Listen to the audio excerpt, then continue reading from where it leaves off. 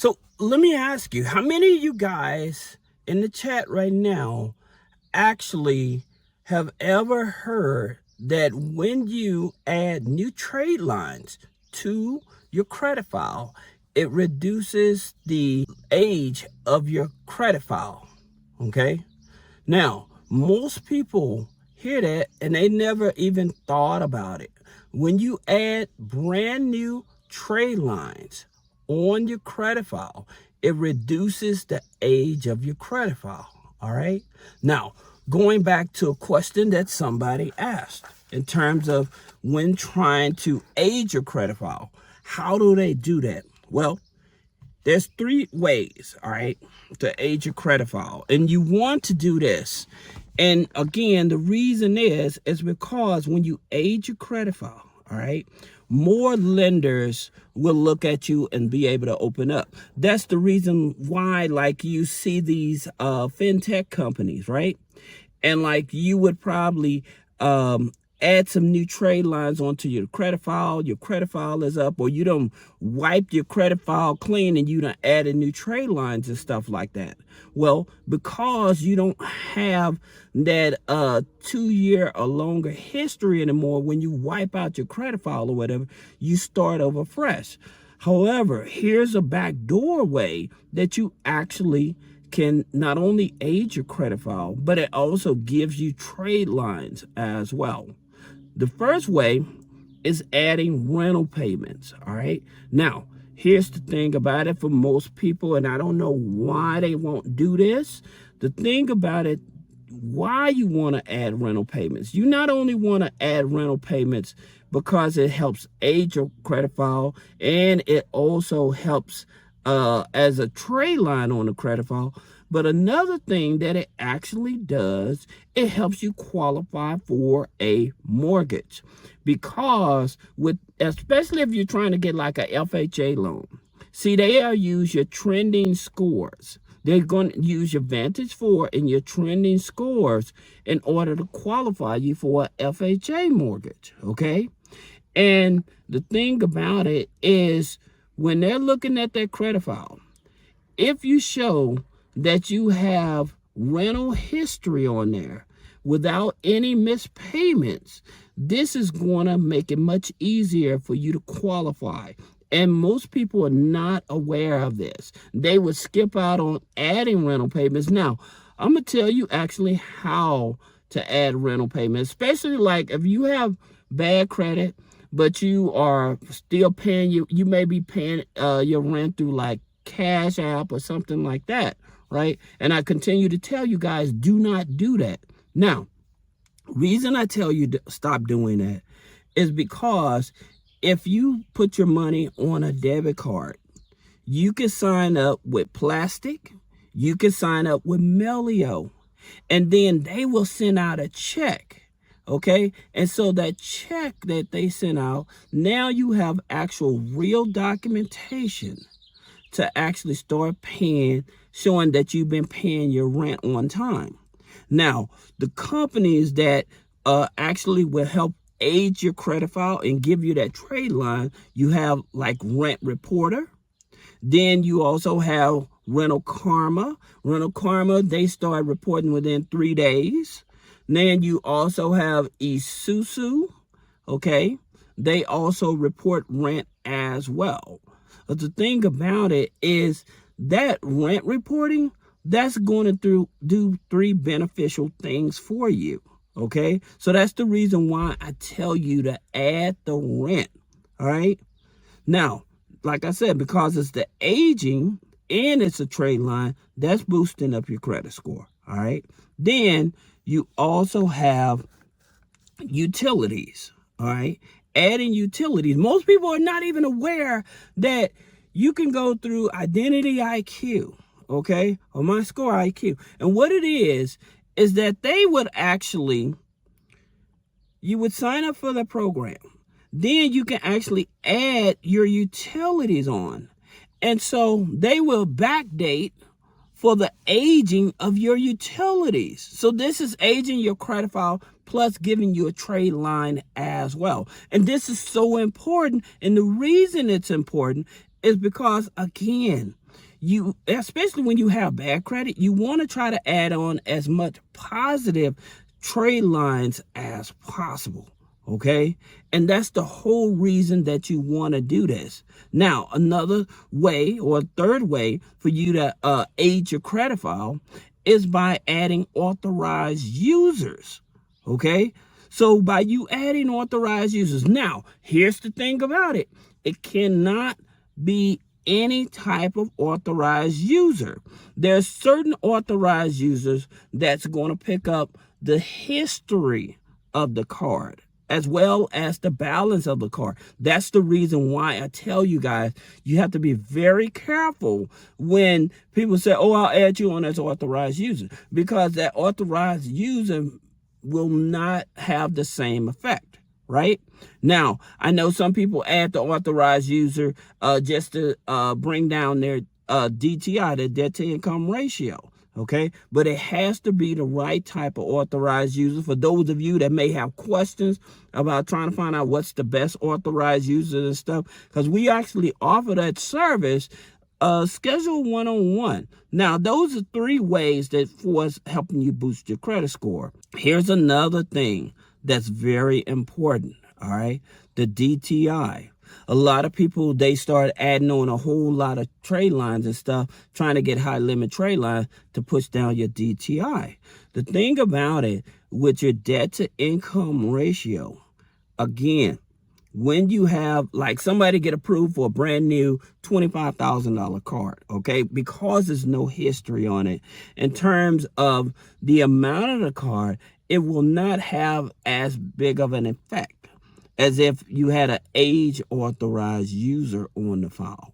Okay, and it's like certain companies that you can get trade lines and stuff. I remember I made a video and I was telling you about 3 companies that will help you add like $75,000 in trade lines on the credit file. Okay, so one company was Shop IFJ online. Okay, they offer you a line of credit, a revolving line of credit. Okay, and so with a revolving line of credit, it's not a maxed out account. So that's the reason why I tell you it's certain one. Now, another trade line that I would tell you that you may want to look at as well is with Credit Strong. But again, a lot of people don't like Credit Strong, okay? And the thing about it, it isn't that Credit Strong is a bad product. It's just that people don't understand how to use the product, because people will get greedy and they will add the highest trade line of a Credit Strong. And I keep telling you guys, with Credit Strong, you do not want to go over $5,000, okay? Also, and I will tell you this about adding these type of trade lines too. If you're already at a 700, do not get these trade lines. These trade lines are not going to impact the credit score as much. You know what will impact your credit score? If you're already at a 700 and you're trying to push yourself over that 700 and above, you know the best thing for you to do is try to, like, go to a lender like low credit finance, okay? Go to low credit finance and get a loan that does not report on a personal credit, okay? The interest rates is 5.99 up to 35.99.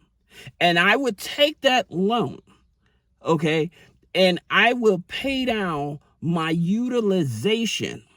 If you pay down your utilization when you have a 700 credit score, then it'll make it much easier for your credit score to go back up. Because usually if you have a 700 credit score, more likely, it has nothing to do with charge off or late payments. It's just that you have too many open revolving. Now, the key to that is, and I would tell people, always do this. When you pull your credit file, as a matter of fact, I always tell you where to pull your credit file. I say, look at all of your accounts, your revolving accounts, and you set those accounts up from smallest to largest, okay? And by you setting those accounts up from smallest to largest, keep on making a minimum payment on each of those accounts and pay the smallest one down first, okay? once you start doing that, you're going to see your credit score jump higher and higher and higher. All right. Now, here's another thing that people are not aware of when dealing with trying to increase your credit score. Remember, if you have a car loan on there, if you have a loan on there, and you pay that car loan or that loan off, guess what? Your credit score can drop up to 40 points. Yes. If you have revolving accounts and then you have a loan on there and you pay that loan off, your credit score can drop up to 40 points. And so because there's no balance is what's happening, and it makes it more challenging to try to get that score back up. And the only way that score goes back up it's going to take, and I'm a testament to this, it's going to take you, because I'm like a 825 right now, hovering between 815 and 825. Okay. And so it took me almost 6 months for that credit score to go back up without having any type of loans. It's just my revolving accounts. Well, I still do have my mortgage on my loan, but for when that car payment was paid off, then my score dropped. So that's the reason why I tell you have to be very careful in terms of what type of loans you have on there and when you pay them off, because especially if you trying to get a better interest rate on a car loan or a mortgage and stuff like that, it's good to pay it down. But if you can hold out, pay it off. Now, here's the opposite of that. And this is so strange. Let's just say you go to, and as a matter of fact, it's going to back up what I'm saying. Most people do the Navy Federal credit hack, okay?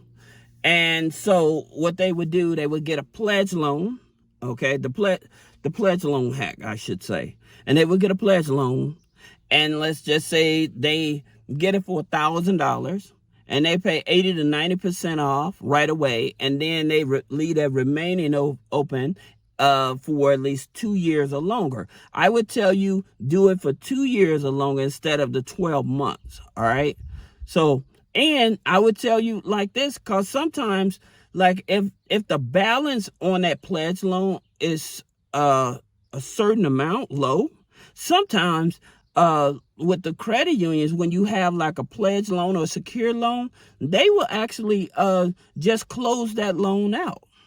They won't put you in a deficit or report it as negative, but they will close that loan out. And so once they close that loan out, again, it's going to drop your credit score. So you have to be very careful, okay? So that's the reason why I said this. Now, going back to the Navy Federal pledge loan hack, when they do that, they're paying off the 80% of that loan, 90% of the loan. Well, the reason they do that is because not only are you getting a primary trade line, okay, but your credit score is going to jump up as well. Okay, so that's the reason why people do it. People tell you that they do it, but most people are not aware of what's the real benefit of it. Okay, and that's the real benefit of it, because it will jump up your credit score. All right, so those are the things that will help you actually boost up your credit score. Now, there's one other thing, and this is something you have to be very careful of.